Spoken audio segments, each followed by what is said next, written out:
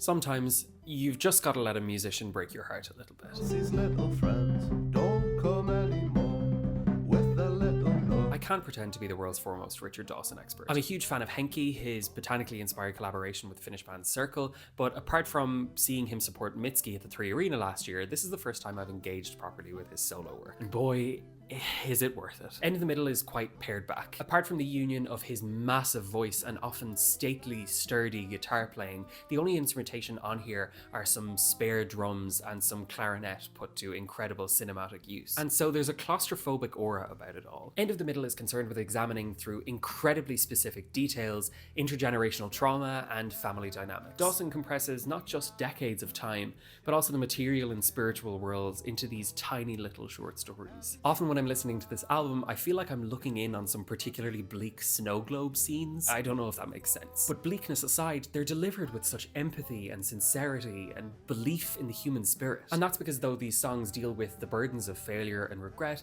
Dawson's narrators seem intent on navigating away from the act of passing those burdens on. For example, Gondola seems to be narrated by an older woman who seems intent on taking her granddaughter on the holiday to Venice that she herself never got to experience. Or Bullies is told from the perspective of a man who is victimized as a child, but finds it in himself to forgive his son when he himself engages in violence. But the real success here is the album closer More Than Real, which with its wash of synths blows the taut atmosphere that runs throughout this album wide open. It operates as a duet between a wayward father who is on his deathbed and his daughter who arrives at the hospital to show him the kind of tenderness he feels he doesn't really deserve. And it is gorgeous. I feel like there's a lesson to be learned from End of the Middle, and More Than Real sums it up really beautifully. And that lesson is that there's always room for redemption. Richard Dawson, you've ruined my life.